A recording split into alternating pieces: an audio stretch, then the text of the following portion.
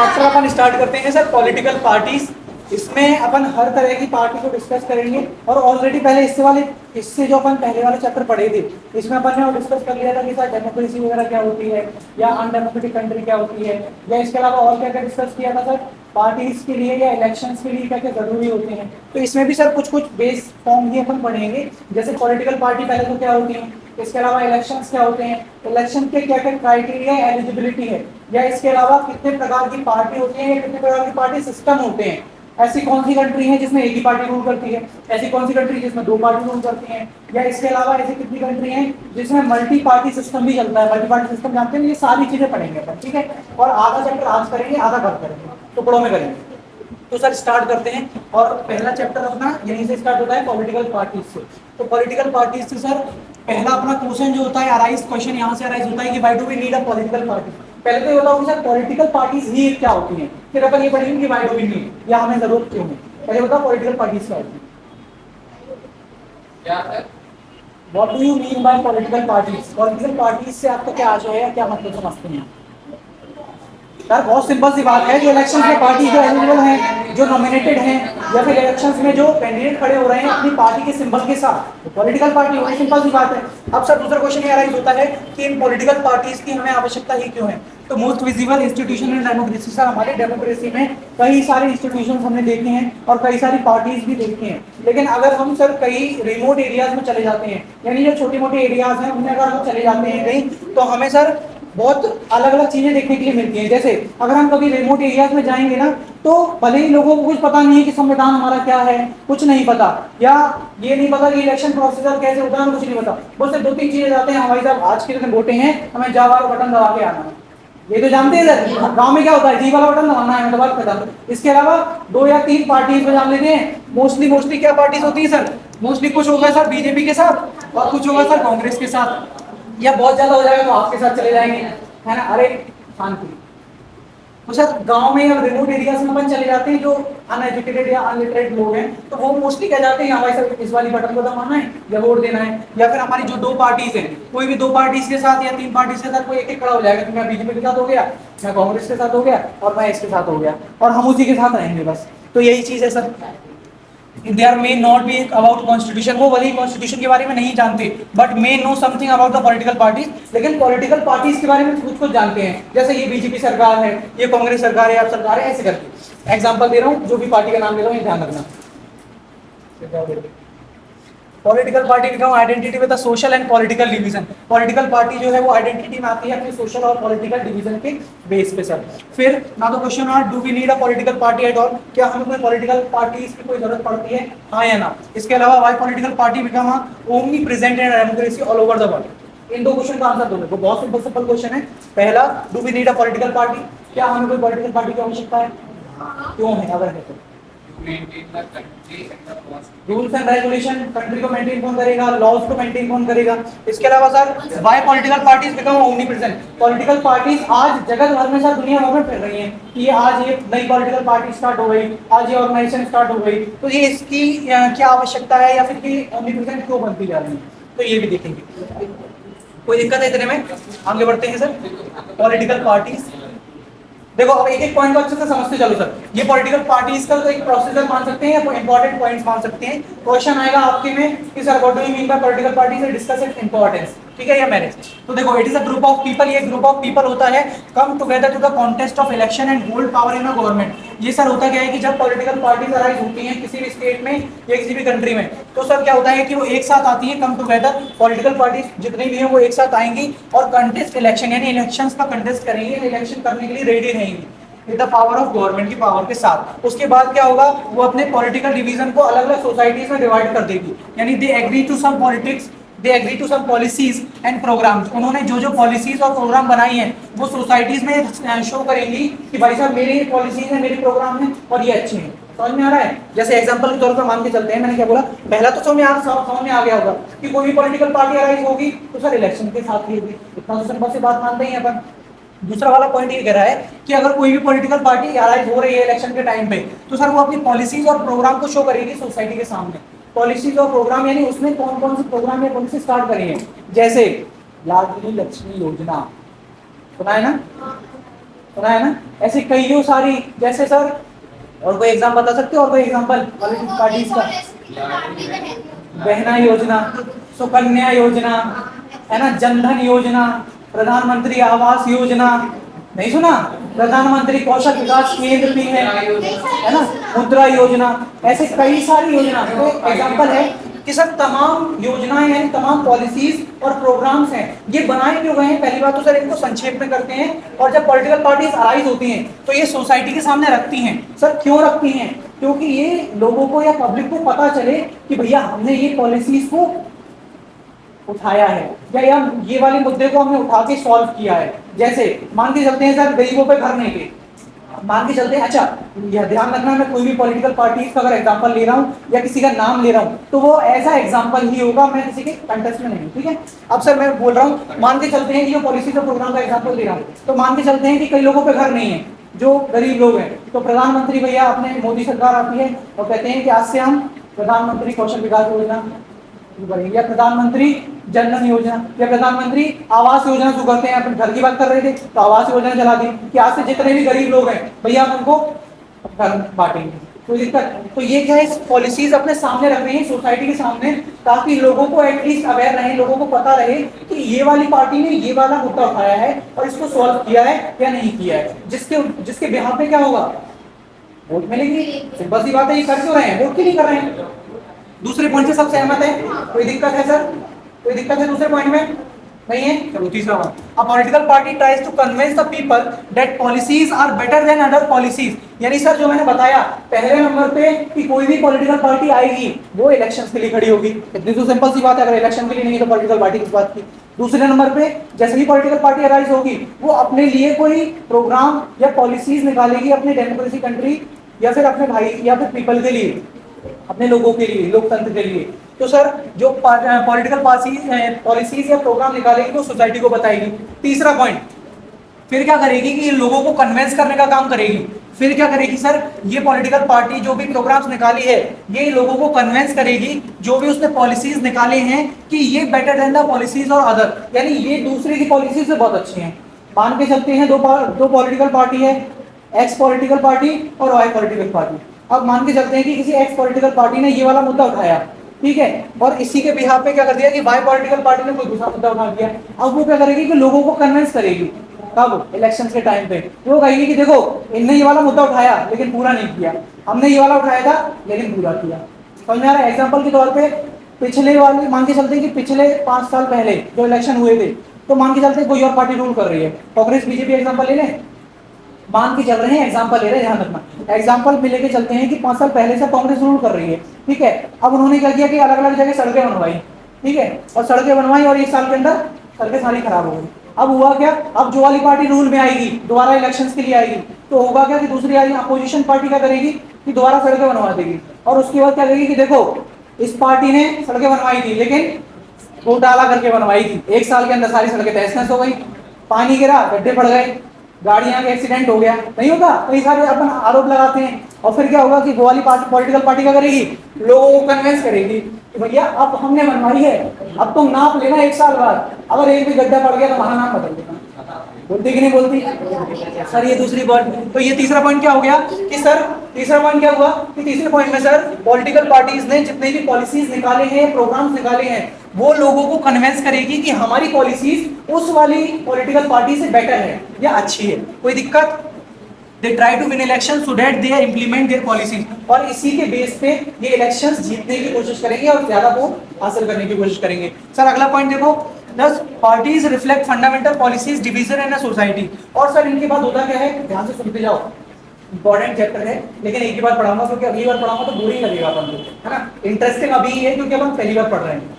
Sir देखो पहली बार मैंने बताया कि कोई भी पॉलिटिकल पार्टी अगर एक साथ आएगी तो सर इलेक्शन कंटेस्ट करेगी। दूसरे नंबर पे मैंने बताया फिर वो जब अपनी पॉलिसीज और प्रोग्राम को निकालेगी तो सोसाइटी को बताएगी, ठीक है। तीसरे नंबर पे सोसाइटी को बताने के बाद वो लोगों को कन्विंस करेगी कि हमारी पॉलिसी ऐसी है, हमारी पॉलिसी वैसी है, ठीक है, और इस वाली पार्टी ने जो किया है वो हमसे बेकार किया है और हमने अच्छा किया है, ठीक है। चौथा क्या बोला मैंने कि fundamental policies division in society. अब क्या होगा कि लोग ना डिवाइड होना स्टार्ट कर देंगे फंडामेंटल्स के तौर पे, या फिर पॉलिटिकल फंडामेंटल्स के तौर पे कैसे डिवाइड होंगे। जैसे एग्जांपल अपन ने बताया था, एक पार्टी हो गई अपनी बीजेपी, एक पार्टी हो गई अपनी कांग्रेस की, मान के चलते हैं कि सिर्फ दो ही पार्टी गुजर रही है, ठीक है। अब दो पार्टी जब है तो सर होगा क्या कि ये दोनों पार्टी में लोग बाग डिवाइड नहीं होंगे क्या।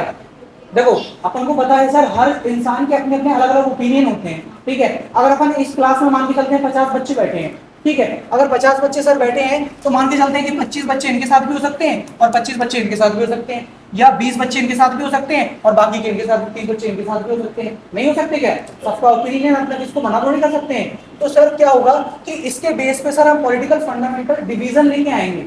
डिवीजन समझ रहे हो, यानी सर कुछ पार्टी के साथ ये लोग हो जाएंगे, कुछ पार्टी के साथ ये लोग हो जाएंगे। अब इससे दिक्कत क्या होगी कि अगर कोई भी पॉलिटिकल पार्टी अपोजिशन की काम अच्छा भी करेगी ना तो उसके मन में क्या आएगा, घोटाला हुआ जब भी अच्छा कर रही है, या ज्यादा वोट चाहिए होंगे जब भी अच्छा कर रही है।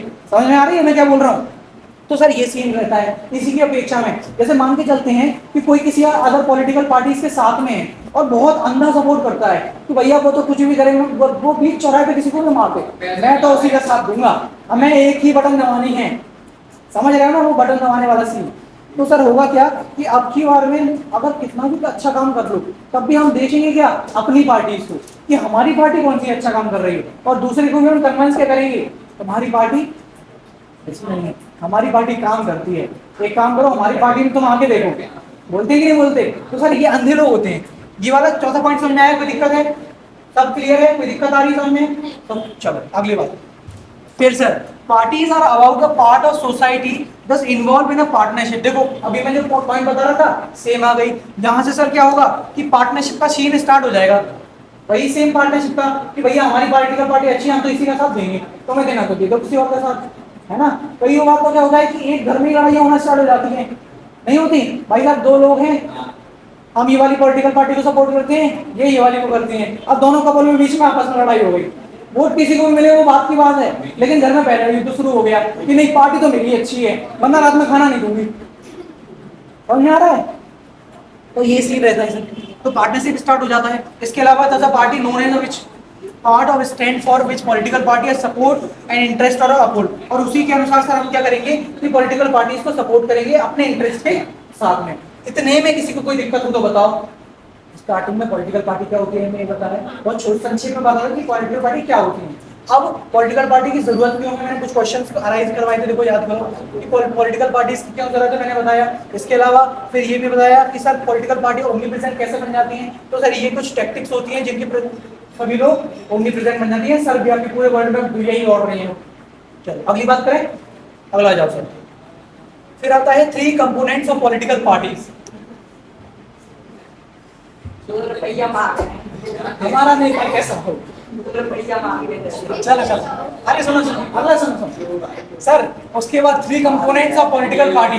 फिर क्या होता है सर, पॉलिटिकल पार्टीज के 3 कंपोनेंट होते हैं सर। कौन से होते हैं, एक होता है लीडर, एक होता है एक्टिव मेंबर्स और एक होता है फॉलोअर। ध्यान से सुनो, आपको पूछा जा सकता है और अगर क्वेश्चन आ जाता है बाई चांस तो सर आप या तो इस टाइप से डायग्राम बना के आ सकते हो।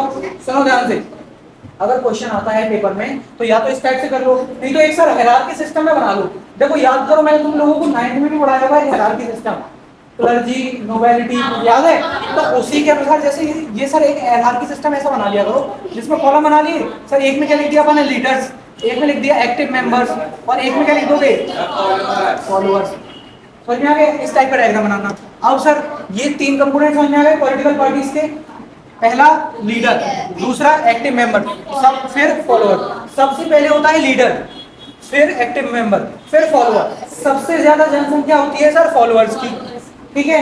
उससे कम जनसंख्या होती है एक्टिव मेंबर्स की और सबसे कम जनसंख्या होगी किसकी, लीडर। यानी सर जो भी लीडर है सबसे मेन लीडर है उससे ज्यादा होंगे एक्टिव मेंबर, वही तो उनको फॉलो करने वाले हैं। और सबसे कम सबसे नीचे कौन होगा, फॉलोअर, जो लोगों को फॉलो कर रहे होंगे। अगर फॉलोअर हमारे ज्यादा नहीं है, सुनो अगर फॉलोअर हमारे ज्यादा नहीं है तो क्या हार जाएंगे हम, ऑब्वियस सी बात है। तो सारा खेल किस चीज का है, फॉलोअर्स का ही तो है। आज जो तुम इंस्टाग्राम पे फॉलोअर बढ़ा रहे हो किस चीज का खेल है, फॉलोअर्स का। समझ रहे हो। हाँ भाई जब 70 मिलियन। चलो अगला बात करें, सुनो ध्यान से सुनो। अभी तक सर ये बड़ा अपन ने 3 कंपोनेंट्स ऑफ पॉलिटिकल पार्टी, ठीक 3 components of political party. Sir अब बात करते हैं फंक्शंस ऑफ पॉलिटिकल पार्टी। सुनो ध्यान से, अब ध्यान से सुनो। अब बात करते हैं sir functions of political parties कि पॉलिटिकल पार्टीज की क्या क्या फंक्शंस हैं। ठीक है सर, कोई दिक्कत है, समस्या अभी तक जो पढ़ा कोई दिक्कत आ रही है? चलो फंक्शंस बात करें सर पॉलिटिकल पार्टीज की, तो सबसे पहला फंक्शन होता है अपना इलेक्शन। कोई भी पॉलिटिकल पार्टी है, बन रही है, अराइज हो रही है, समाप्त होने वाली है, मेन तो आता है सर इलेक्शन। कि अगर इलेक्शन ही नहीं होगा तो किस बात की पॉलिटिकल पार्टी? सही बात है कि नहीं? तो सर पहले आ जाता है अपना इलेक्शन, यानी कोई भी पार्टी जब हाइज होगी तो वो इलेक्शन के लिए ही काम करेगी और इलेक्शन भी करवाना पड़ेगा। दूसरा आता है डिक्लेरेशन ऑफ पॉलिसीज। याद करो मैं जो पॉइंट्स पढ़वा रहे थे ना तुम्हें, जो मैंने पॉइंट्स पढ़ाए थे तुम्हें उससे पहले, ये सेम है, बस मैंने इनको कंक्लूड करके लिख दिया है और एक्स्ट्रा कुछ कुछ पॉइंट ऐड कर दिए हैं। जैसे याद करो, सबसे पहले मैंने बताया था, जो मैं याद करा दे रहा हूँ, याद करो सबसे पहले मैंने बताया कंटेस्ट इलेक्शन। याद आया कुछ कुछ?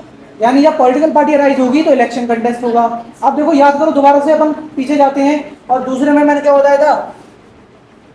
Declaration of policy. यानी सर क्या करेगी, पॉलिटिकल पार्टीज आएंगी तो सोसाइटी को अपनी पॉलिसीज और प्रोग्राम्स बताएगी कि हमारी ये पॉलिसीज हैं, हमारे प्रोग्राम हैं और बेटर देन अदर्स, कि हमारे इससे ज़्यादा अच्छे हैं। याद आया? तो सर क्या करेगी, ये पॉलिसीज को डिक्लेयर करेगी, यानी डिक्लेयर करेगी कि भैया ये मैंने ये पॉलिसीज बनाई है, मैंने ये वाली पॉलिसीज बनाई है, आप इनको कंसिडर करो और आपको अच्छा लगता है तो इसके बेस पे हमें वोट दो। चलो तीसरा आ जाओ, moulding public opinion. Sir public opinion क्या है? वही सेम मैंने अभी बताया।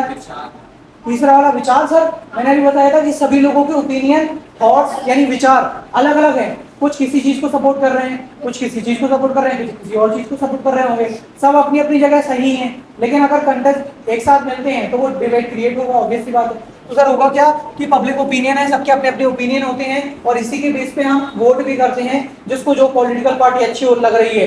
यानी भाई साहब हमें लग रहा है कि इस वाली पॉलिटिकल पार्टी ने हमारे लिए ज्यादा काम किया है, आप इसको वोट कर दीजिए। आपको लगता है इस वाली पॉलिटिकल पार्टी ने इसमें ज्यादा काम किया है, आप इसको वोट कर दीजिए, सिंपल सी बात है। सर अगला, सर अगला, to form and run the government. To form and run the government. अब सर एक बात ये है, अब सर सुनो ध्यान से सुनो, अब एक बात ये है सर कि मान के चलते हैं कि अब अपने पे पॉलिटिकल पार्टी से कोई अच्छी भी नहीं है, पॉलिटिकल पार्टी ही नहीं है अब अपने पास, तो फिर सर ये वाला है फिर मोनार्की सिस्टम है। तो सर जो क्यों क्या काम है, बात करा दी थी।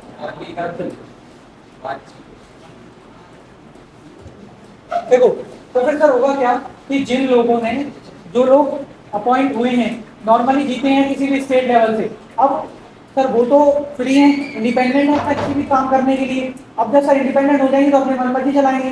कोई गलत पॉलिसी को रूल कर दिया, गलत पॉलिसीज को इम्प्लीमेंट कर दिया, पता चल रहा है डेमोक्रेटिक कंट्री का भाई लोग भी परेशान हो रहे हैं और कह रहा है डेमोक्रेटिक कंट्री हमारी, सामने आ रहा है संविधान का दुरुपयोग हो रहा है और कह रहा है संविधान हमारे लिए सर्वोपरि है। होता है कि नहीं होता? कई बार हमें देखने के लिए मिला है कि सर हम संविधान का दुरुपयोग करते दिख रहे हैं, लेकिन उसके बाद भी बाद में क्या आता है, वो तो हमने इसके लिए किया था, वो तो गलती हो गई। होता है कि नहीं होता? चलिए उसके बाद देखो रूल ऑफ अपोजिशन। अब सर अच्छा ये बात और कि जब होता क्या है कि जब स्टेट लेवल के पास हो जाते हैं तो बाई चांस मान के चलते हैं अगर उन्होंने गवर्नमेंट बना भी ली ना तो भी वो इंडिपेंडेंट गवर्नमेंट होगी, यानी इस गवर्नमेंट का कोई मतलब नहीं होगा। क्यों? क्योंकि वो गवर्नमेंट अब सिर्फ सोचेगी किसका, खुद का कि लोगों का, खुद का ही तो सोचेगी। तो अगर हमें क्या करना है, अगर इन लोगों ने भी रूल करने आ गए या इन लोगों ने गवर्नमेंट बना ली तो सब खुद की जेबें भरेंगी, बाकी हमारा तो कुछ नहीं होने जा रहा। अगला रोल ऑफ अपोजिशन। अपोजिशन को हम बहुत अच्छी तरीके से जानते हैं सर कि हाँ बहुत बढ़िया रोल है और होना भी चाहिए, सच में होना चाहिए सर। ये अपोजिशन जो है ना सर, अपोजिशन कोई भी पार्टी हो डजंट मैटर, लेकिन ये होना बहुत आवश्यक है। क्यों आवश्यक है सर? कि देखो एक बात मान के चलते हैं कि कोई भी एक पार्टी रूल कर रही है या फिर एक पार्टी जीत गई, ठीक है, और जीतने के बाद मान के चलते हैं कि उसमें एरोगेंस आ गया, ठीक है, और एरोगेंस आने के बाद फिर होगा क्या कि वो गलत सलत पॉलिसी इंप्लीमेंट कर रही है, या फिर पता चलता है अच्छा तुम लोगों ने कई दफा देखा होगा कि एक घर में 15 मेंबर हैं और धीरे धीरे करके 15 में से 10 मेंबर पॉलिटिक्स में आ गए। कैसे आ गए? क्या सभी लोग इसके अपॉइंटेड थे? नहीं थे ना, कैसे आए? समझ रहे हो? ऐसा इसी के विपरीत में सर कई बार हम गलत पॉलिसीज को इम्प्लीमेंट कर देते हैं या फिर बड़े बड़े घोटाला कर देते हैं। घोटाला जैसे सड़क बन रही है पैसे लूट लो, पटवारी घोटाला, देखा था, इतने पैसे दो, पटवारी नहीं देखा, पटवारी ने घोटाला किया था अभी सर, ये भी तो घोटाला है एक प्रकार से, घोटाला किसी भी प्रकार का हो, लेकिन सर है तो पॉलिसीज और लॉ के अपने खिलाफ ही। अब सर होगा क्या, बताओ। अब होगा क्या, अब सुनो ध्यान से, अब होगा क्या कि मान के चलते हैं, घोटाला छोड़ो, कुछ भी गलत काम कर दिया किसी भी पॉलिटिकल पार्टी ने, जो पार्टी जीती है, दो अपन ने एग्जांपल लिए थे, दो एग्जांपल लिए थे बीजेपी और कांग्रेस का।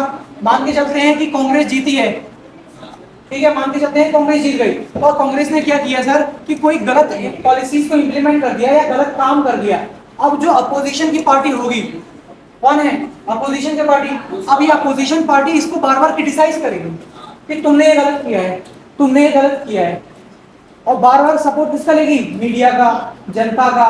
ताकि सर होगा क्या कि अगर जनता का सपोर्ट है, मीडिया का सपोर्ट है, तो होगा क्या कि लोगों को पता चलेगा कि कांग्रेस ने ये पॉलिसी गलत इंप्लीमेंट कर दी। समझ में आ रहा है। अब होगा क्या, इससे जैसे हमें पता चलेगा, हम लोग इसकी वोटिंग पावर अगली साल देंगे ही नहीं, हमें याद रहेगा कि यार इसने ये वाला घोटाला कर दिया था, दोबारा भी तो कर सकता है, अब की बार में हम इसको वोट देके देखते हैं।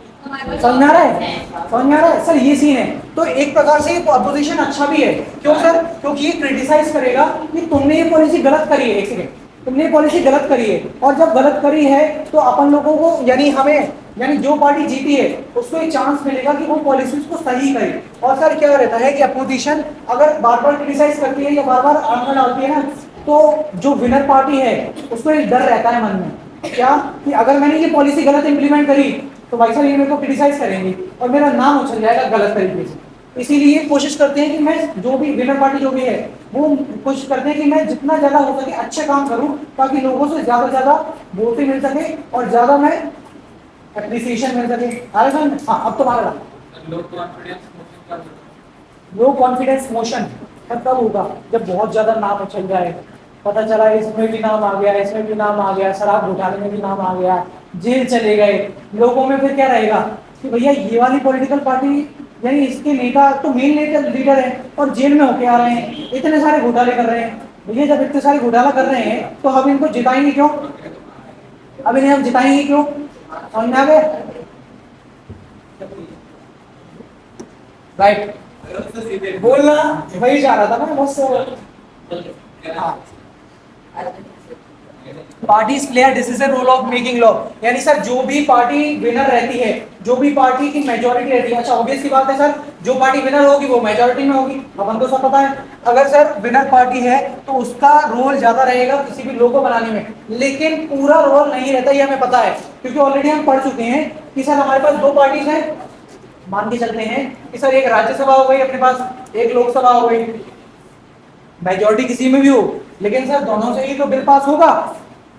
सही बात है, मैंने बात लास्ट टाइम जो पढ़ाया था बिल पास कैसे होता है पढ़ाया था ना, तो सर मेजोरिटी किसी की भी हो, लेकिन हमें पूछना तो उनसे भी पड़ेगा ना, अगर उन लोगों की 1/3 मेंबर या 1/10 मेंबर उन्हें मंजूरी नहीं दी तो हम उस बिल को खारिज कर सकते हैं, है ना। तो इसीलिए सर मेजर रोल होता है लेकिन पूरा रोल नहीं होता। इसके अलावा parties provide people to access of government machinery और वेलफेयर स्कीम, इसका मतलब क्या हो सकता है, कुछ बता सकते हो क्या।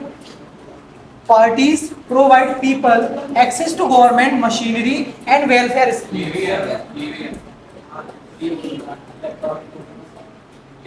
नहीं, प्रॉपरली नहीं, ये सर मतलब इसका कहना है ये जो पार्टीज होती है ना वो लोगों को कुछ ना कुछ प्रोवाइड करने की कोशिश करती है। हाँ हाँ हाँ, देखो जैसे स्टूडेंट्स लोन, भैया बच्चा पढ़ नहीं पा रहा, बहुत गरीब बच्चा है, उसके पास सर वो हेडलाइट के नीचे आके पढ़ रहा है, गाड़ी की हेडलाइट जलाता है उसके नीचे पढ़ रहा है सर, सुना ही नहीं, समझ रहे हो सर, स्ट्रीट लाइट के नीचे पढ़ रहा है।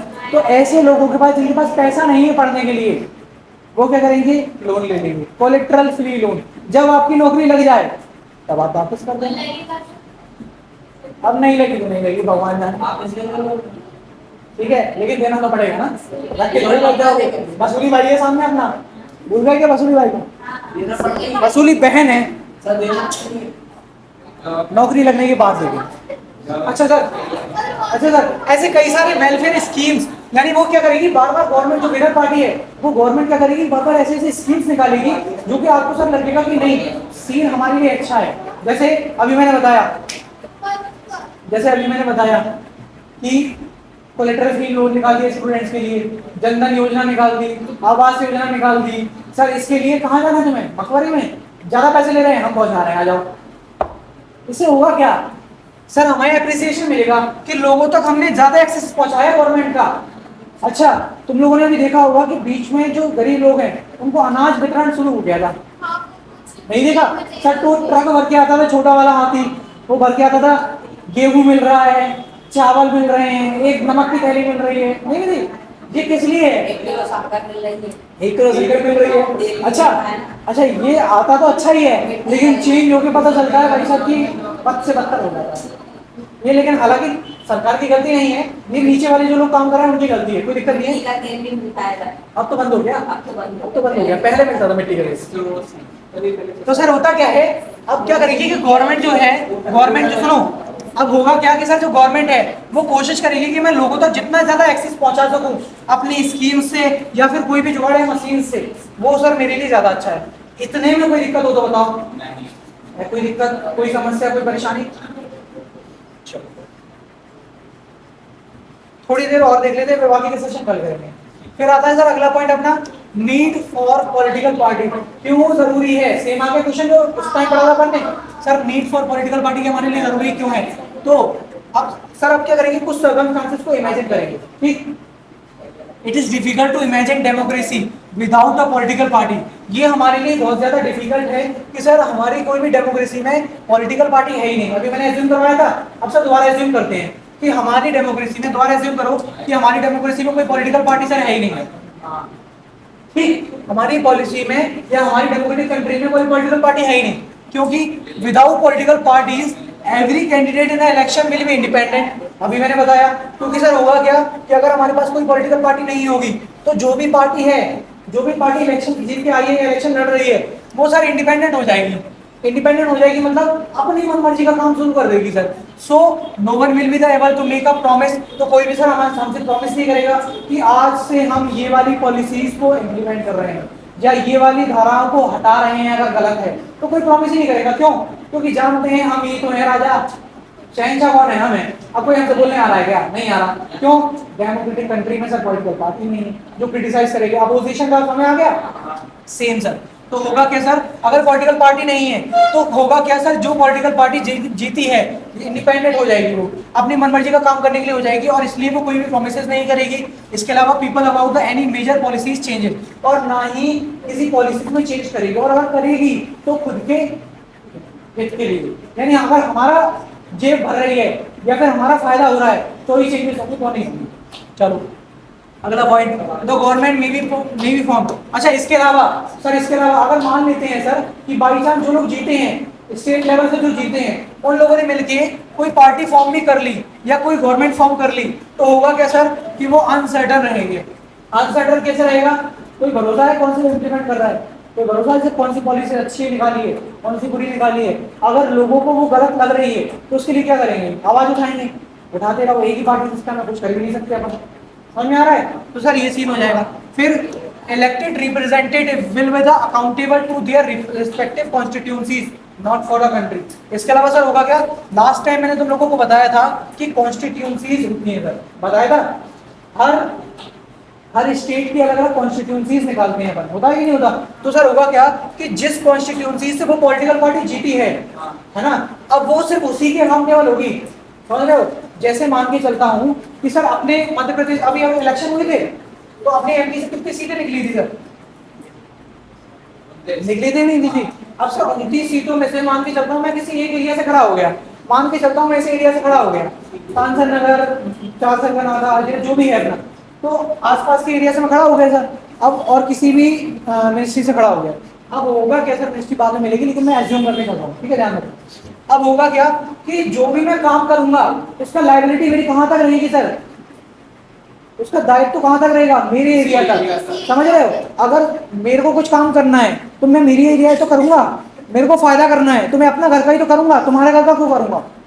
समझ में आ रहा है? तो सर इसीलिए ये होता है कि अकाउंटेबल रहते ही नहीं है, और रहते हैं तो सिर्फ अपनी कंट्री के कॉन्स्टिट्यूएंसी तक ही, यानी उनका जितना एरिया है उतने ही सीमित तक। बात समझ में आ रही है मैंने क्या बोला?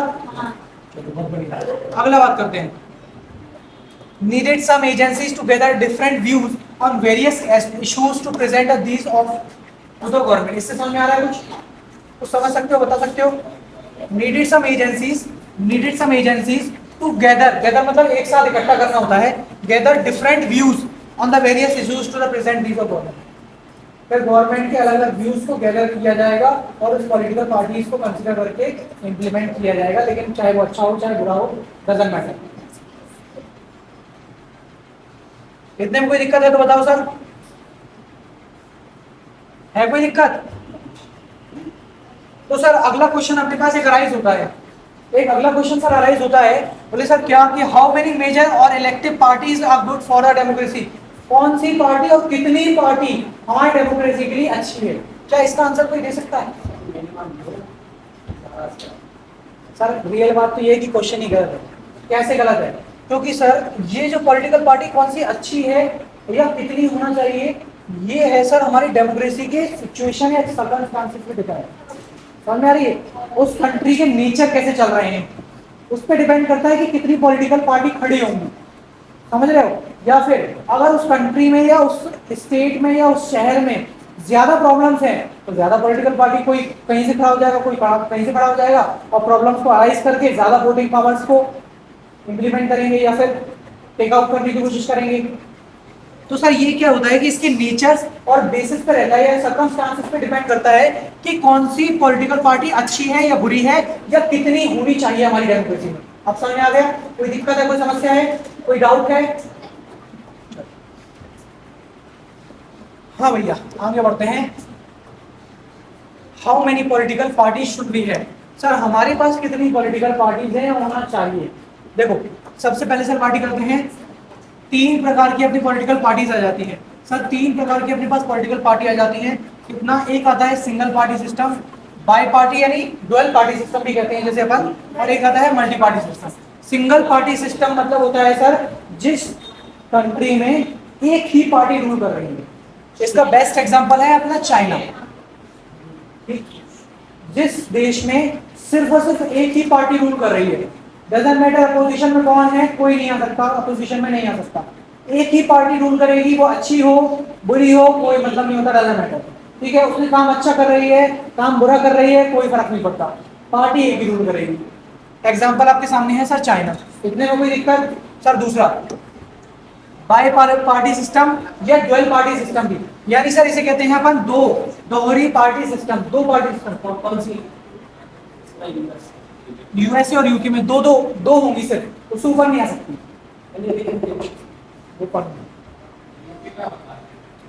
ठीक है, बाई पार्टी सिस्टम्स में सुनो ध्यान से। अब इसमें होगा क्या सर, जैसे एग्जांपल यूएसए और यूके है तो इसमें 2 पार्टीज खड़ी हो जाएंगी। अभी सिंगल पार्टी सिस्टम था चाइना में, लेकिन यहाँ क्या है डुअल पार्टी सिस्टम। यहाँ 2 लोग इलेक्शंस के लिए खड़े होंगे, 2 लोग नॉमिनेट होंगे, एक पार्टी से कोई हो जाएगा एक पार्टी से कोई हो जाएगा, जो भी उनका नेता चुना जाएगा या नॉमिनेट किया जाएगा। ठीक, फिर तीसरे पे आ जाओ सर अपना इंडिया, जिसमें है मल्टी पार्टी सिस्टम। अरे 5 6 7 8 10 जितना है बीजेपी, कांग्रेस, आप, एनडीए नहीं है, इतनी सारी एनडीए तो इनका कोलिशन हो जाएगा। कोलिशन गवर्नमेंट भी फॉर्म अरे पढ़ेंगे अपन देंगे उसको, यहाँ पढ़ेंगे। देखो कहाँ है कोलिशन, यहाँ पढ़ेंगे सर। तो मैंने ये बताया कि सर चाइना में सिंगल पार्टी है, यूके यूएस में बाई पार्टी सिस्टम है, लेकिन अपने इंडिया में मल्टी पार्टी सिस्टम है और होनी भी चाहिए। क्यों होनी चाहिए सर? क्योंकि जितने बड़े मुद्दे ज्यादा पार्टी, अगर एक पार्टी है कोई मतलब की नहीं है, क्या वो डेमोक्रेटिक? अच्छा मेरे को बताओ कि क्या चाइना एक डेमोक्रेटिक कंट्री कहलाएगी? डेमोक्रेटिक कंट्री की डेफिनेशन क्या बताएगी? What is democracy? Elected by the people, है ना? डेमोक्रेसी का मीनिंग है better elected by the people. Sir उस देश के नेताओं को लोगों के द्वारा चुना गया हो, ना कि वो खुद से खड़े हो गए कि आज से हमें है सरकार। समझ गए? तो सर ये हमारी क्या है? डेमोक्रेटिक कंट्री नहीं है। क्या ये है? क्या ये है? हाँ है सर। ठीक है, क्या ये है? हाँ है। लेकिन सर हमें ये भी पता होना चाहिए कि सर इसके बेस पे हम ये ना बोलते कि डेमोक्रेटिक कंट्री है, 2 पार्टी है मल्टी पार्टी है, डजंट मैटर, उसके नेचर्स को देख के बोला जाता है कि डेमोक्रेसी है किसी कंट्री में या नहीं है। नहीं है यार, याद करो थोड़ा सा 9th के फ्लैशबैक में जाओ सर, मैंने पढ़ाया था what democracy why democracy chapter, जिसमें मैंने बताया था कि अगर हमें किसी भी गवर्नमेंट या किसी भी कंट्री की पार्टी को डेमोक्रेसी गवर्नमेंट कहना है या डेमोक्रेसी कंट्री कहना है, उसकी कुछ फीचर्स होते हैं, जैसे free and fair election, one power one vote one value, और इलेक्टेड बाय द पीपल, यानी सर उस देश की गवर्नमेंट या नेताओं को लोगों के द्वारा इलेक्टेड किया जाना चाहिए, पहला पॉइंट। दूसरा, अगर वहां पे इलेक्शन हो रहे हैं तो वो फ्री एंड फेयर होना चाहिए, ऐसा नहीं कि तुमने किसी को बंदूक तान दी मेरे को वोट दे, समझ में आ रहा है, या हम किसी को बार बार सप्रेस कर रहे हैं, क्रिटिसाइज कर रहे हैं कि नहीं इसी पार्टी को वोट देना है, आ रहा है समझ में, तो ये भी गलत है, फ्री एंड फेयर इलेक्शन होना चाहिए। अच्छा, इसके अलावा one person one vote one value होना चाहिए, नहीं आई समझ में, एक पर्सन की एक ही वोट की वैल्यू होना चाहिए, ऐसा नहीं है कि भाई साहब एक अंबानी आ रहा है तो वो अगर वोट की दे रहा है तो वो 5 हो गई इसकी, और अपन दे रहे हैं तो एक ही है, समझ में आ रहा है, आ गई समझ में, ये सीन होता है सर। मल्टी पार्टी सिस्टम हो गया, हाँ ठीक है समझ में आ गया। फिर government form of various parties, government जो है कई सारी पार्टीज को फॉर्म करेगी, कमिंग टुगेदर, सबको एक साथ, पार्टी को एक साथ लेके, और जिसमें कोलिशन गवर्नमेंट बनाती है, और जिसमें सर होता क्या है कि कई सारी पार्टीज को हम इलेक्शन के कंटेस्ट में ज्वाइन भी कर सकते हैं या फिर अलायंस भी बना सकते हैं। हमने देखा है सर अलायंस बनते हुए कई सारी पार्टीज कोलिशन गवर्नमेंट बनती हैं या अलायंस भी बन जाती हैं, जैसे सबसे समक्ष एग्जांपल है आपका एनडीए, समझ में आ गया। India has a multi party system, और रीजन इंडिया के सर मल्टी पार्टी सिस्टम है, और इसका रीजन भी आता है क्या, एक सोशल और ज्योग्राफिकल डाइवर्सिटी, मैंने बताया मल्टी पार्टी सिस्टम इसलिए है, और उसके किस पे बेस है, तो उसके ज्योग्राफिकल या सोशल कंडीशन पे, सर्कमस्टेंस। फिर आते हैं टाइप्स ऑफ पॉलिटिकल पार्टीज, फिर आते हैं अपने टाइप्स ऑफ पॉलिटिकल पार्टीज, ये टाइप्स अकेले पढ़ेंगे अपन, इसके बाद अपन कल पढ़ेंगे। फिर आता है types of political party, sir कितने प्रकार की पॉलिटिकल पार्टी होती है, तो 2 प्रकार की होती है सर, एक होता है नेशनल पॉलिटिकल पार्टी, एक होती है रीजनल पॉलिटिकल पार्टी, एक होती है नेशनल, एक होती है democracy all over the world, जिसे कहते हैं फेडरलिज्म, ये हम पढ़ चुके हैं ऑलरेडी, मेरे को बार बार बताने की आवश्यकता नहीं है। 2 पार्टी बताई, नेशनल पॉलिटिकल पार्टी और रीजनल पॉलिटिकल पार्टी। अच्छा, ये जितनी भी पॉलिटिकल पार्टी है सर, ये जितनी भी पॉलिटिकल पार्टी है, इनको रिकॉग्नाइज करने के लिए हमारा एक बोर्ड बिठाया जाता है जिसका नाम है इलेक्शन कमीशन, हम सब लोग जानते हैं, और बहुत अच्छी तरीके से हमें इसके फंक्शंस भी मालूम है ना सर, ठीक है। तो सर होगा क्या कि इलेक्शन कमीशन ये नजर रखती है कि कितनी पार्टीज आ रही हैं, कौन इसका नेता चुना जाएगा, या सब कुछ, ऐसा तो नहीं कि उसमें कोई फॉल्ट किया जा रहा है, फ्री एंड फेयर है कि नहीं है, वन वोट वन पर्सन है कि नहीं है, हर चीज की जिम्मेदारी, हर चीज की दायित्व, हर चीज का लायबिलिटी किसकी होती है, इलेक्शन कमीशन। तो सर इसके लिए होगा क्या, party which get the registered, अगर किसी पार्टी को रजिस्टर होना है, रजिस्ट्रेशन लेना है, तो सर इलेक्शन कमीशन के पास से मिलेगा, जिसे वो एक यूनिक इलेक्शन सम्मेलन ले सकता है, समझ में आ गया, हमारा एक यूनिक इलेक्शन सम्मेलन मिलेगा।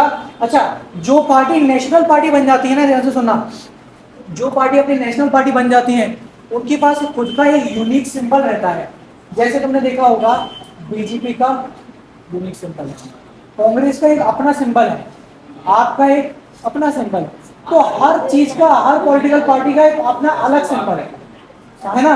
अच्छा, 19 में अपन ने नाजी पार्टी पढ़ी थी, उसका भी सिंबल स्वास्थ्य था, लेकिन कैसा था, तिरछा या उल्टा स्वास्थ्य था, याद है, हाँ। अच्छा, उनमें तो हर चीज ही अलग था, प्लेज लेने का तरीका ऐसा था, कैसे था, ऐसे ही तो था, हाँ ऐसे करके, चलो ठीक है छोड़ो। तो अपन ये बात कर रहे थे कि सर अगर अपन को किसी पार्टी को रजिस्टर करना है तो उसके लिए इलेक्शन कमीशन की आवश्यकता पड़ती है, उसकी परमिशन की आवश्यकता पड़ती है, और अगर कोई पॉलिटिकल पार्टी नेशनल बन जाती है तो उसे एक यूनिक इलेक्शन सिंबल मिलता है, जिसको यूज करके वो अदर फैसिलिटी भी मिलती है, जिसको यूज करके उसके सारे नेता वो पॉलिटिकल पार्टी से जुड़ सकते हैं। तो सिंबल देते हैं वो, मतलब दे देते हैं कि हमें ये वाला सिंबल चाहिए, उनको मिल जाए।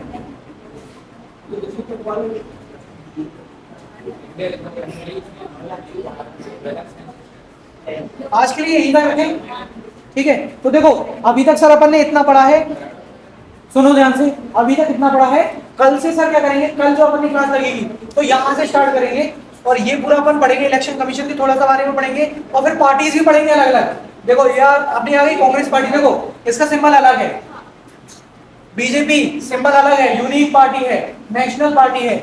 इसी के साथ बहुजन समाज पार्टी सिंबल अलग है, इसके बारे में पढ़ेंगे सर। कम्युनिस्ट पार्टी, हर पार्टी के बारे में पढ़ेंगे, टेंशन नहीं लेना। और चैप्टर को पढ़ने में बड़ा ही मजा आएगा सर, ठीक। और अभी आ रहा है, पढ़ाएंगे पढ़ाएंगे।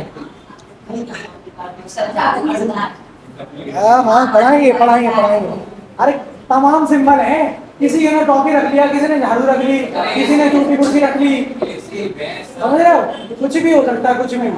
तो सर सुनो, आज की सभा अपन यहीं खत्म करेंगे और कल से शुरू करेंगे ये आधा चैप्टर।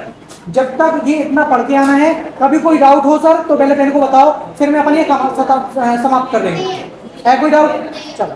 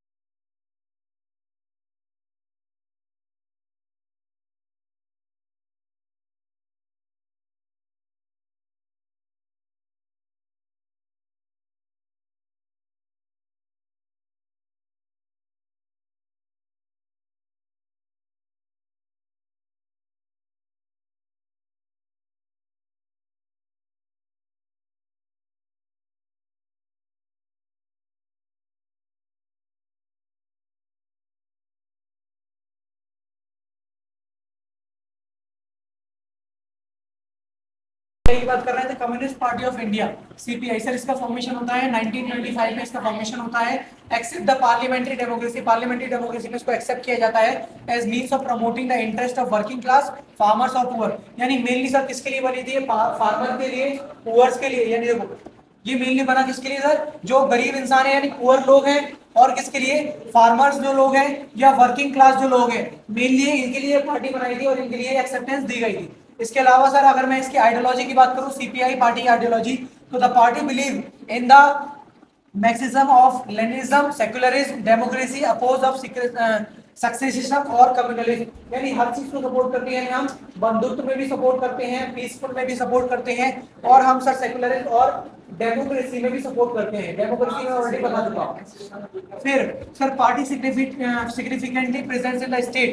अगर हम बात करेंगे कौन कौन से स्टेट में इसकी सिग्निफिकेंट देखने को मिल सकती है, प्रेजेंस देखने को मिल सकती है, तो केरला, वेस्ट बंगाल, पंजाब और आंध्र प्रदेश और तमिलनाडु। सर केरला, वेस्ट बंगाल, पंजाब, आंध्र प्रदेश और तमिलनाडु, मेनली सर इन राज्यों में इनकी प्रेजेंस देखने के लिए मिलती है। Advocate of the coming together and left parties to build strong formation, it secure the 1% vote and 1 seat in 2014 Lok Sabha election. 2014 के लोकसभा इलेक्शन में इसने सर 1% वोट और एक सीट भी ऑक्यूपाई करी थी। और फिर आगे जाके सर इस पार्टी का स्प्लिट हो जाता है, जो कि वीक पड़ जाती है, क्योंकि ठीक है हाँ सीपीआई बन जाती है। कोई दिक्कत इतने में? इस वही सेम, जो अगर नई कोई टेक्नोलॉजी आ रही है तो उसका सपोर्ट करना। जैसे आजकल अपने कोर्ट, अपना जो सुप्रीम कोर्ट है उसने एलजीबीटीक्यू के लिए एक्सेप्टेंस दे दी है, सपोर्ट कर रही है, तो हर पार्टी उसको सपोर्ट करेगी क्योंकि सुप्रीम कोर्ट का ऑर्डर है। और अगर कोई नया चेंज आ रहा है तो उसको एक्सेप्ट करना भी चाहिए, क्योंकि अगर कोई भी इंसान हो है तो वो भी इंसान है ना, जैसे अपन है वैसे वो भी। सो रिस्पेक्ट और एक्सेप्टेंस सबको मिलना चाहिए। अच्छा, अभी तक अपन ने सीपीआई के बारे में जाना था, और मैंने बताया कि 1964 में सीपीआई पार्टी स्प्लिट हो गई थी क्योंकि वो वीक पड़ गई थी और ये बन गई थी सीपीआई एम। और बात करते हैं सीपीआई एम की। अब देखो इसका सिंबल और इसका सिंबल अलग अलग है कि नहीं? ध्यान रखना, सीपीआई का सिंबल अलग है और सीपीआई एम का सिंबल अलग है। सीपीआई जो एम है पार्टी, हाँ हल्का हल्का सोवियत यूनियन जैसे ही लग रहा है। अच्छा, सीपीआई का एम, सीपीआई एम पार्टी का फॉर्मेशन जो है 1964 यानी 1964 में होता है। और सेम अगर सीपीआई पार्टी किसी चीज के लिए बनी थी वो भी सेम बनेगी सीपीआई एम पार्टी। सीपीआई किसके लिए बनी थी? सीपीआई मेरे को बताओ किसके लिए बनी थी? सीपीआई पार्टी एक तो पुअर के लिए बनी थी, और किसके लिए बनी थी सर? फार्मर के लिए बनी थी, और अच्छा माइनॉरिटीज के लिए भी तो बनी थी, नहीं बनी थी? अच्छा वर्किंग क्लास के लिए भी तो बनी थी, वर्किंग क्लास के लिए भी तो बनी थी। तो ये सारी चीजों के लिए पार्टी अगर वो बनी थी तो ये भी पार्टी इन्हीं लोगों के लिए बनी। अगर इसकी आइडियोलॉजी की बात करें तो ज्यादा party believe in the same, इसकी भी पार्टी सेम है, उनकी डेमोक्रेसी को बिलीव करेंगे, सेक्युलरिज्म पे बेस करेंगे, लेनिनिज्म पे बेस करेंगे, और sir accept the democratic election as a useful and helpful meaning of secularism. अगर हमारे राज्य में या हमारे देश में कोई इलेक्शन हो रहा है तो उसको बखूबी हम उसका साथ देंगे और सपोर्ट करेंगे, इसमें कोई भी फ्रॉड टाइप का या दुर्व्यवहार चीजें नहीं करेंगे, आप ईमानदारी से अपना काम करेंगे। Critical of the new economic policies allow the free flow of foreign capital. यानी सर अगर हमारे पास कैपिटल की कमी है या फिर हमारे इकोनॉमिक को डेवलपमेंट करना है तो आप दूसरे राज्यों से लोन लेने में भी हम कुछ हद तक सपोर्ट कर सकते हैं। ऐसा नहीं कि हर अगर हम किसी और चीज से लोन ले रहे हैं अपने देश को इम्प्रूव करने के लिए या डेवलपमेंट या ग्रोथ कराने के लिए, तो ऐसा नहीं कि एज अ पोजिशन बन के हम उसके बाद और क्रिटिसाइजेशन करेंगे, ऐसा भी नहीं है, हर किसी चीज को सपोर्ट करेंगे। कोई दिक्कत, कोई समस्या इतने में? फिर नेशनलिस्ट कांग्रेस पार्टी, नेशनलिस्ट कांग्रेस पार्टी यानी एनसीपी। सर नेशनलिस्ट कांग्रेस पार्टी जो है वो 1999 में फॉर्मेशन हुआ था इसका, और ये बाद में स्प्लिट होकर कांग्रेस पार्टी हो गई थी। Espouse democracy, Gandhi secularism, equity, socialist justice and federalism. यानी टोटल अगर अपन बात करें मोटे मोटे तौर पे अगर अपन बात करें सर तो ये गांधी प्रिंसिपल पे बेस करती थी, यानी गांधी जी की जैसे सलाह थी वैसे ही सेम इस पे बेस थी। यानी सर हम सेक्युलरिज्म पे विश्वास करेंगे से और सोशल जस्टिस पे भी विश्वास करेंगे, फेडरलिज्म पे भी विश्वास करेंगे, और अगर हमारी कोई डेमोक्रेसी है तो उस पर भी विश्वास करेंगे। ठीक है। अच्छा डेमोक्रेसी से मेरे को याद आया, लास्ट में मैंने डेमोक्रेसी की डेफिनेशन भी बताई थी, ये भी बताया था कि डेमोक्रेसी क्या है और इसकी की फंक्शंस कौन सी थे, कुछ बता पाओगे?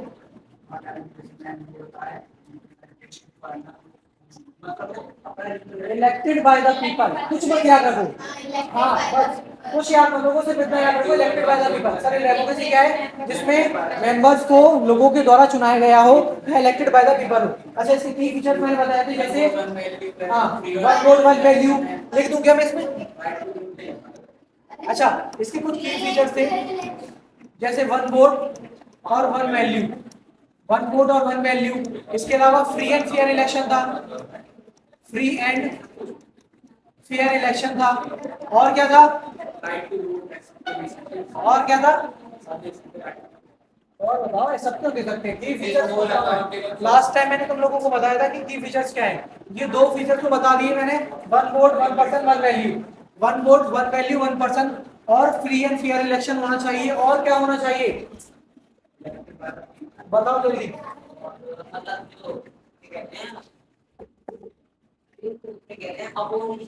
ठीक है, मेरा सवाल है, सोच के बताना आराम से। हाँ नेशनल कांग्रेस पार्टी की बात कर रहे थे अपन, है ना? तो सर नेशनल, अभी सब कुछ रिवीजन भी करेंगे, टेंशन मत लेना। नेशनल कांग्रेस पार्टी का फॉर्मेशन 1999 में हुआ, मैंने बताया गांधी प्रिंसिपल पे बेस्ड था, यानी हर आइडियोलॉजी को ये फेस करेगा और सपोर्ट करेगा। आइडियोलॉजी का थी wants to be high officers government to be confined the natural born citizen of the country, यानी जो सिटीजन है अपनी कंट्री का नेचुरल बॉर्न है, वो सर क्या करे कि उसको हाई ऑफिसर्स या फिर गवर्नमेंट के द्वारा कुछ अच्छे अच्छे स्कीम्स मिले, क्योंकि अपने नेशनल बॉर्न है इसका, और साथ में सपोर्ट सिस्टम मिले। इसके अलावा प्रेजेंस कहाँ पे है? मेजर पार्टी है सर महाराष्ट्र में, यानी महाराष्ट्र में इसकी सबसे ज्यादा मेजर या फिर मेजोरिटी देखने के लिए मिलती है हमें किसकी? एनसीपी की। इसके अलावा प्रेजेंट इन मेघालय, मणिपुर और आसाम, मेघालय मणिपुर और आसाम के भी कई कई जगह हमें इन तीनों राज्यों में देखने के लिए इसकी प्रेजेंस मिलती है। Since 2004 a member of United progress alliance, 2004 के मेंबर। ये कह सकते हैं। अच्छा इसके आगे बढ़ने से पहले तो वही है, टेस्ट की टाइमिंग रहेगी तुम्हारी 10:30 से 12। कल नहीं, कल आपको छुट्टी है, संडे को रहेगी 10:30 से 12। बाकी मैं ग्रुप में नाम कर दूंगा आप लोगों को। चलो अच्छा सुनो, पार्टी सारी खत्म हो चुकी है अपनी, एक बार रिवीजन कर लेते हैं। सबसे पहली पार्टी अपन ने कौन सी पढ़ी थी सर? कांग्रेस। हाँ सर, तो सबसे पहली पार्टी अपन ने सर पढ़ी थी कांग्रेस पार्टी। अब मुझे इसका फटाफट से बताते चलो सर, कांग्रेस का फॉर्मेशन कब हुआ था? 1825 में इसका फॉर्मेशन हुआ था। इसकी आइडियोलॉजी क्या थी सर? सर हम इसकी आइडियोलॉजी क्या थी सर? फेथ रखेंगे, और सर क्या रखेंगे? सेक्युलरिज्म रखेंगे, ठीक है सर। और सभी, और क्या करेंगे? सभी माइनॉरिटीज को सपोर्ट करेंगे। ये माइनॉरिटीज वाला का पॉइंट कहीं भी चिपका देना था, क्योंकि सारी पार्टी सपोर्ट करेगी इसे, ठीक है सर। कांग्रेस पार्टी होने के बाद फिर अपन ने पढ़ी थी सर भाजपा, यानी बीजेपी, भारतीय जनता पार्टी। इसका फॉर्मेशन सर 1980 में इसका फॉर्मेशन हुआ था। और सर इसका पावर कब में आई थी सर? 1998 में इसका power came into the power with the help of NDA, बाद में जाके एनडीए बन गई थी। और फिर आइडियोलॉजी क्या थी कि सर हम हिंदुत्व को सपोर्ट करेंगे। इसके अलावा हिंदुत्व को सपोर्ट करने के अलावा सर हमारे जो एंशियंट कल्चर है, हमारे जो एंशियंट कल्चर है उनको भी हम सपोर्ट करेंगे, एंशियंट कल्चर को भी सपोर्ट करेंगे, ठीक। चलो कांग्रेस हो गई, बीजेपी हो गई, और कौन सी पड़ी थी अपन ने? Communist party. तो सर कम्युनिस्ट पार्टी का क्या था?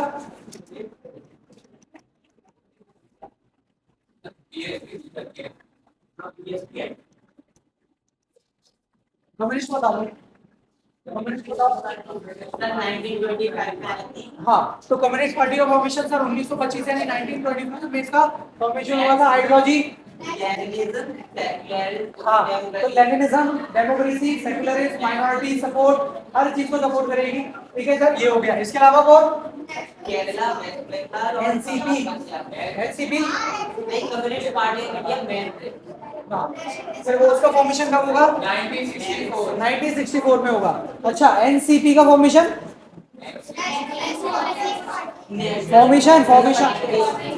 फॉर्मेशन बताओ। हाँ 1999 में एनसीपी का फॉर्मेशन होगा। इसके अलावा सर याद करो, इसके अलावा हाँ गांधी सेक्युलरिज्म की बात कर रहे हो, तो सर ये हो जाता है अपना ये सब कुछ। अच्छा, अभी तक अपन ने नेशनल पार्टीज को पढ़ा था, याद है? अभी तक अपन ने सब नेशनल पार्टीज को पढ़ा था, लेकिन अब पढ़ेंगे रीजनल पार्टीज को या स्टेट पार्टीज को। क्योंकि सर याद होगा, क्योंकि सर अपन को याद होगा, याद है अपन को कि नहीं है? सर जब अपन टाइप्स पढ़ रहे थे तो अपन ने दो टाइप पढ़े थे सर। कौन से? एक तो पढ़ा था सर नेशनल पार्टी, और दूसरे टाइप क्या पढ़ा था? Regional party. एक पढ़ा था नेशनल पार्टी, एक पढ़ा था रीजनल पार्टी। तो अभी तक सर अपन नेशनल पार्टी को कवर कर चुके हैं, अब रीजनल पार्टी को कवर करेंगे। ठीक सर, चलो रीजनल पार्टी पे आए, यानी जिसे अपन स्टेट पार्टी भी कहते हैं। तो the election commission has the classified some major party in the country of state party. तो इलेक्शन कमीशन ने स्टेट के लिए भी कुछ स्टेट पार्टीज को अपॉइंट किया है या फिर क्लासिफाई भी किया है। तो आगे बढ़ते हैं, इसमें पढ़ते चलते हैं sir. The party which originate in the particular region, ऐसी पार्टी जो कि एक पर्टिकुलर रीजन पे सबको, एक पर्टिकुलर रीजन पे ओरिजिनेट होती है। हमको सर से पूछना है ना, चले जाना पहले एक बार और सर नहीं पूछी, एक बार और पूछ लो, एक बार और पूछ लेना, चले जाना। अच्छा सुनो, मैंने बताया कि जो रीजनल पार्टीज होती है सर, ये इसका ओरिजिनेशन कहां से होता है सर? किसी पर्टिकुलर एक छोटे से पर्टिकुलर रीजन से या फिर स्टेट से। Work for it and the people is called the regional party या रीजनल पॉलिटिकल पार्टी। ठीक है, समझ में आया मैंने अभी तक क्या बोला सर? रीजनल पार्टी या स्टेट पार्टी क्या होती है? जो कि सर ओरिजिनेट होती है एक एक छोटे रीजन से या छोटे स्टेट से, यानी एक पर्टिकुलर रीजन से ओरिजिनेट होती है और एक स्टेट में ओरिजिनेट होती है। सर इसका काम जो भी होता है और जो लोगों का काम जो होता है, इसका इन्हीं पार्टी को बोला जाता है रीजनल पॉलिटिकल पार्टी। आगे बढ़ते हैं। ये party secure at least 6% total vote. ये पार्टी भी टोटल 6% वोट कवर करेगी with the help of election, legislative assembly और state with the 2 seats of the recognised state. अच्छा, कुछ अगर अपन को याद हो नेशनल पार्टीज में, मैंने बताया था नेशनल पार्टीज में 2 पॉइंट्स आ रहे थे सर। एक तो 6% कवर करना पड़ेगा। अगर आपके पास ऐसा नहीं है 6% वाला, तो सर क्या होगा? जब असेंबली इलेक्शन होंगे, जब सर असेंबली इलेक्शन होंगे, तो असेंबली इलेक्शन में 4 राज्यों में आपको सर मेजोरिटी लेके आनी पड़ेगी, जब ये आपको नेशनल पार्टी का दर्जा मिलेगा। लेकिन इसमें क्या है? इसमें सर 6% वाला सीट तो है, ये तो है, लेकिन अगर पास आपको ये नहीं है, तो जब असेंबली इलेक्शन होगा तो आपको 2 सीटों में आपको मेजोरिटी लेके आनी पड़ेगी। 2 सीटों में आपको मेजोरिटी लेके आनी पड़ेगी। सम ऑफ द पार्टीज आर, इसमें कुछ सर अपन को एग्जांपल भी दिए, जैसे रीजनल पार्टी कौन सी है, नेशनल कौन सी है, जैसे समाजवादी पार्टी, समता पार्टी, राष्ट्रीय जनता पार्टी, ऐसी कुछ एग्जांपल्स हो जाते हैं अपने रीजनल पार्टी। समझे बरकूदार? तो यहाँ आपने कुछ रीजनल पार्टीज, ये मैप है आपका जिसमें यहाँ पे रीजनल पार्टीज या हर एक स्टेट्स में आपको बताई गई है। चलिए यहाँ पे आ गया तो अगर ये सर्वो शेयर है। चलो, अभी तक अपन ने सही क्या क्या पढ़ा था? अच्छा, स्टार्टिंग से मैं बता दूंगा, रिवीजन करवा दूंगा सब कुछ। अभी सर आप पढ़ते हैं क्या? Challenges of political party. यानी अभी तक सर मैं बता देता हूँ, पॉलिटिकल पार्टी पढ़ी थी कि पॉलिटिकल पार्टी क्या होती है, इसके अलावा फंक्शंस पढ़े थे। कोई बताएगा फंक्शंस क्या थे पॉलिटिकल पार्टी के? फटाफट, पॉलिटिकल पार्टी के फंक्शंस क्या पढ़ाए थे मैंने? जल्दी सर, पॉलिटिकल पार्टी के फंक्शन मैंने बताए थे। पहला, कंटेस्ट इलेक्शन। सबसे पहले तो इलेक्शन ही होगा, हिंदी में याद रखो, इंग्लिश में मत पढ़ो। अपनी बातें बताएं। हाँ बस हिंदी में याद रखो। सर हम इलेक्शन खड़े हो रहे हैं, हम खड़े हुए हैं इलेक्शन में, सबसे पहले इलेक्शन करवाएंगे बच्चा। इलेक्शन करवा लिया, इलेक्शन के बाद क्या होगा? इलेक्शन के टाइम पे क्या करेंगे? हम दूसरे को अपनी चीजें बताएंगे कि मैंने ये स्कीम निकाली है, ये प्रोग्राम निकाले हैं। तीसरा पॉइंट, लोगों को कन्विंस करेंगे, भाई साहब आप हमारी पार्टी में आके तो देखिए, आपको बहुत डेवलपमेंट कर लेंगे, अगले 5 साल में आपको हमसे कोई कमी नहीं मिलेगी, है ना? इस बार ठीक है। तो ऐसे ऐसे करके अपन क्या करते हैं सर? लोगों को इन्फ्लुएंस करते हैं, और बाकी सर पार्टीज के बारे में बता के भी लोगों को इन्फ्लुएंस करते हैं। ये सारी चीजें मैंने बताई प्रोसेस में। लेकिन आप पढ़ते हैं सर क्या चैलेंजेस, कि पॉलिटिकल पार्टी को चैलेंजेस क्या क्या फेस करनी पड़ती हैं। तो सर पहले पढ़ते हैं लैक ऑफ इंटरनल डेमोक्रेसी। कुछ इंटरनल डेमोक्रेसी होती है, इसके अलावा ड्रास्टिक सक्सेशन होता है, मनी एंड मसल पावर, और lack of meaningful choice of vote. वही बता रहा हूँ सर। पहला आता है lack of internal democracy. Sir ये इंटरनल डेमोक्रेसी क्या होता है ये बताओ पहले तो। ये इंटरनल डेमोक्रेसी का लैक क्या है? Lack of internal democracy. ठीक है, देखो सर क्या है कि डेमोक्रेसी का मतलब क्या होता है, इलेक्टेड बाय द पीपल। और सर जब सारी जनता एक लीडर को सपोर्ट करे और वो लीडर भी उस जनता के लिए काम करे, वो डेमोक्रेसी। लेकिन सर बात क्या है कि ऊपरी नेता तो काम कर रहे हैं, लेकिन अंदर जो खवाऊ हैं, जेवे रिश्वत लेने वाले लीडर जो हैं, उनको कैसे सुधार है? तो सर जैसे आपका ही काम करने गए, बोले सर हमारा एक टेंडर पास करवा दो, बोले कोई बात नहीं, टेंडर वेंडर तो पास करवा देंगे, एक पेटी रख दो। समझ में आई? बोले सर टेंडर तो पास करवा देंगे, एक पेटी आ जाती तो अच्छा रहता, या मिठाई का डब्बा आ जाता तो अच्छा रहता। तो ये है लैक ऑफ इंटरनल डेमोक्रेसी। अंदर जो अपने कीड़े बैठे हैं ना देश को खाने के लिए, ये है सर अपने कीड़े देश के, जो कि देश को खा रहे हैं अंदर ही अंदर से। ये लैक है, अगर ये वैसे में ये कमजोरी है। इसके अलावा ड्रास्टिक सक्सेशन क्या होता है, ये बताओ। Drastic succession, sir drastic succession आपको बताना है, और मनी एंड मसल पावर भी आपको बताना है। ये 2 पॉइंट आपको बताना है, बाकी मैं बताऊंगा, ये आपको बताना है 2 पॉइंट। आप यहाँ से बताइए और वीडियो वाले तो कोई करते हैं सर, एक ही फैमिली के मेंबर से। हाँ बोले सर अगर किसी घर से एक अगर युवा नेता चुना गया है, तो धीरे धीरे करके उस परिवार के सारे सदस्य उसी पार्टी में आ जाएंगे। बोले चाचा ताऊ भैया चाची मामी भाभी मामा फूफा सब उसी पार्टी में आएंगे। बोले हम बीजेपी से हैं, हम कांग्रेस से हैं, हम आप से हैं, हम इस पार्टी से हैं।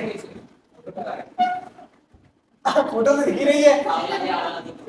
नहीं अपन सपोर्ट नहीं करते किसी एक को, कोई बात नहीं। सुनो सर ये हो गया, ये और बताना है सर, नहीं बताने वाला। लैक ऑफ मीनिंगफुल और choice of voters, sir choice of voters में मीनिंगफुल दिक्कत नहीं है।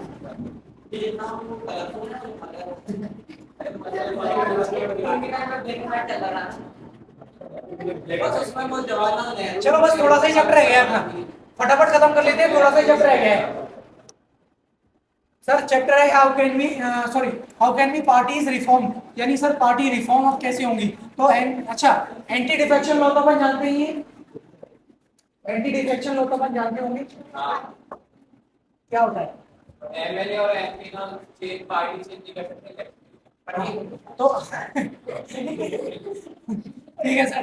तो जो एमएलए हैं हम जानते हैं बहुत अच्छे से, और MPS can not change their parties, वो अपनी अपनी पार्टीज को चेंज नहीं कर सकते इलेक्शन के बाद। सर ऐसा नहीं है, सुनो ध्यान से, क्यों ऐसा बोला गया है, क्यों ऐसा बोला गया है, क्योंकि मानते चलते हैं इलेक्शन हो रहा है, और इलेक्शन में ये पार्टी जीत गई, ये वाली पार्टी हार गई। अब जैसे ही ये पार्टी जीत गई, तो हारने वाली पार्टी क्या सोचेगी, यार मैं इसके साथ हो जाती हूँ तो मेरे को बेनिफिट होगा।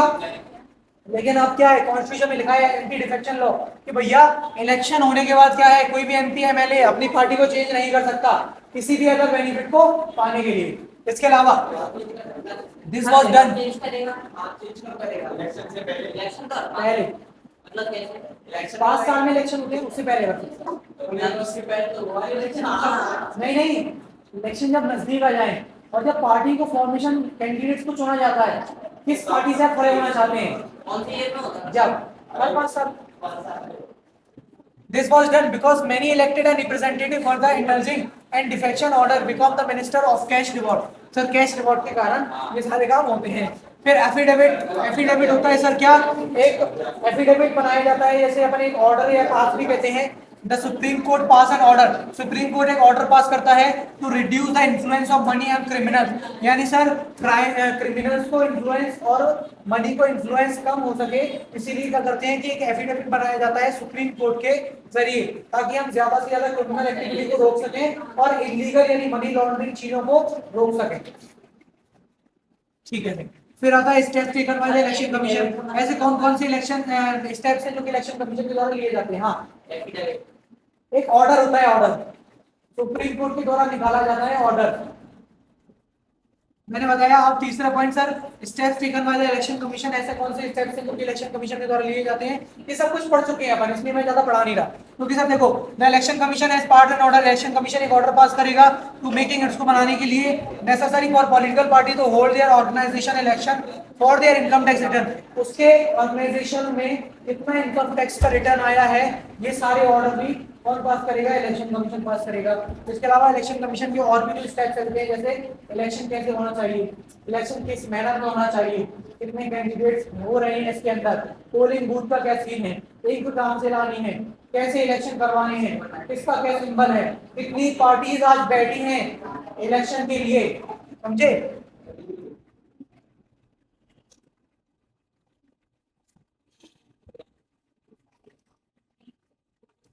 फिर आता है besides these many suggestions are made to reform the political parties but not been accepted by political party।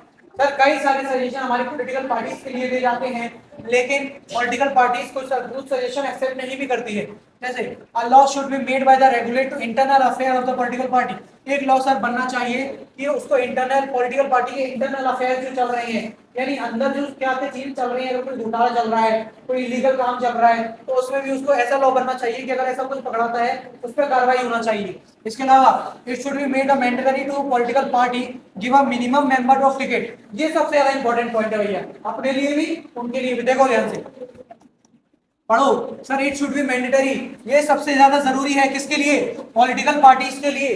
To give minimum member of ticket, कि भैया हम कम से कम मेंबरों को टिकट दें। इसके अलावा अबाउट 1/3 और 2 women candidates, similarly should be Kota of women, क्योंकि सर वुमेन का कोटा सबसे कम रहता है। और आपकी बार में मोदी सरकार जी ने अपने कह दिया है, प्रधानमंत्री मोदी जी ने अपने कह दिया है कि सर वुमेन का कोटा अपने लिए अलग से 1/3 मेंबर अपन निकाला जाएगा, 1/10 भी बोला गया है, और 2029 तक प्रॉपरली अप्लाई भी कर दिया जाएगा। समझ में आ गई? पॉलिटिकल बॉडी, ठीक है। यानी सर इससे होगा क्या कि जितने भी पिछड़ी वुमेन हैं उनके लिए एटलीस्ट ग्रोथ का अपॉर्चुनिटी मिलेगी। अगर उनके लिए कोई सपोर्ट करना चाहता है तो उनको वो अपॉर्चुनिटी मिल सकती है। इसके अलावा सर हम कम से कम अगर मेंबरों को टिकट देंगे तो सिर्फ वैल्यूएबल मेंबर्स के पास भी अपनी टिकट जाएगी। ऐसा नहीं कि किसी का ज्यादा क्रिमिनल रिकॉर्ड है, कोई मर्डर करके आया उसके बाद पार्टी में घुस गया है, होता है कि नहीं होता? तो सर ऐसे लोगों को कम टिकट मिले, ये सारी चीजों के लिए करते हैं। फिर this should be a state funding in the election, the government should give the parties money to support their election expenses।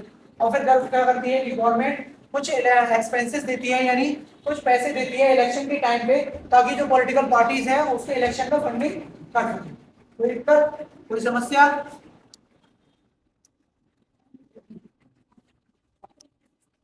ये आपका लास्ट टॉपिक है।